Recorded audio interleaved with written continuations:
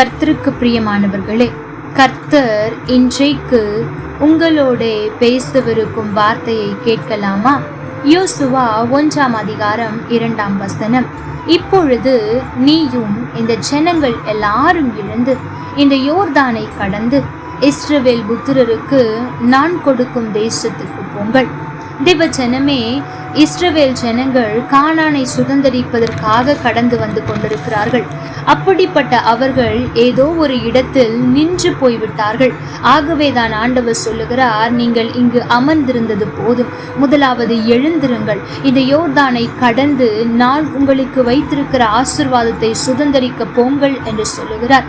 தேவ ஜனமே, இந்த இஸ்ரவேல் ஜனங்களை நிற்க பண்ணின காரியம் என்ன என்பதைத்தான் நாம் கவனிக்க போகிறோம்.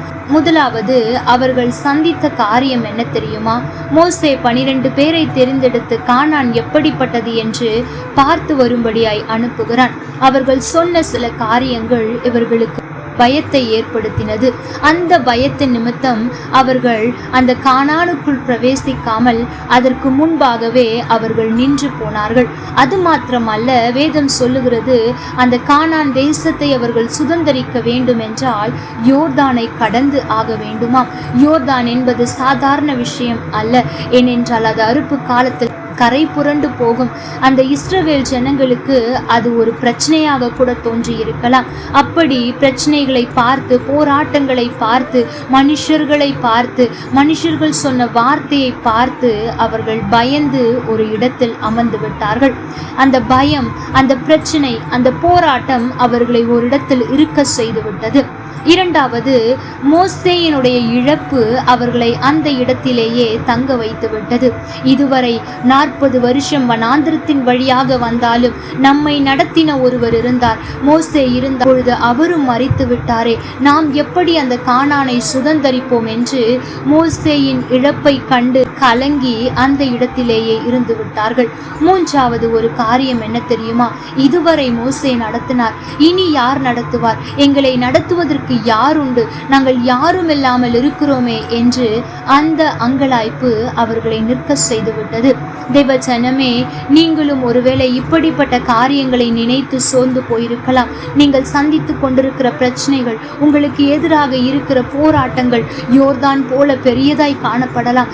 எப்படி நான் இதை கடக்க போகிறேன், ஜெயம் எடுக்க போகிறேன், அதை விட நான் இங்கேயே இருந்து விடுகிறேன் என்று ஒரு இடத்தில் அமர்ந்து விட்டீர்களோ, அல்லது உங்களுக்கு நெருங்கினவர்களின் இழப்பு, அல்லது நீங்கள் நேசித்தவர்கள் உங்களை விட்டு பிரிந்து சென்றதின் இழப்பு, அல்லது ஏதோ ஒரு இழப்பு உங்களை அங்கலாய்க்க செய்து விட்டதோ, கலங்க பண்ணிற்றோ, இடத்தை விட்டு உங்களால் கடந்து போக முடியவில்லையோ, ஆண்டவர் இன்றைக்கு உங்களை பார்த்துதான் சொல்லுகிறார், ஜஸ்ட் மூவ் ஆன்.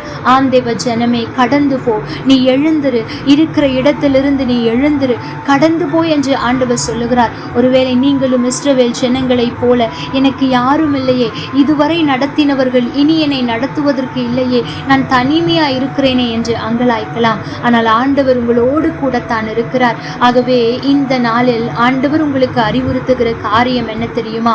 முதலாவது, நீ எழுந்திரு. இரண்டாவது, நீ யோர்தானை கடந்து நான் உனக்கு வைத்திருக்கும் ஆசீர்வாதத்தை சுதந்தரிக்க போய் என்று சொல்லுகிறார்.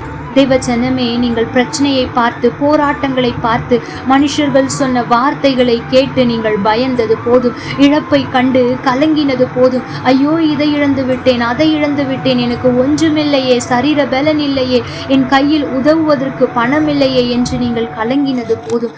மூன்றாவதாக, யாரும் இல்லை என்று புலம்பினது போதும். இன்றைக்கு ஆண்டவர் உங்களை பார்த்து சொல்லுகிற காரியம், ஜஸ்ட் மூவ் ஆன், கடந்து போய் என்று ஆண்டவர் சொல்லுகிறார். அவர் வார்த்தைக்கு செவி கொடுத்து பாருங்கள். யோர்தான் பிரவாகித்து ஓடி வருகிறதா இருந்தாலும் உங்களுக்காக அவர் நிறுத்துவார். நீங்கள் இப்பொழுது இருக்கிற இடத்தை விட்டு, இப்பொழுது சந்திக்கிற பிரச்சனைகளை விட்டு புறப்பட நீங்கள் ஆயத்தமாய் இருப்பீர்கள் என்றால், உங்களுக்காக ஆயத்தம் பண்ணி வைத்திருக்கிற தேசத்தை உங்களுக்கு கொடுக்க அவர் ஆயத்தமாயிருக்கிறார்.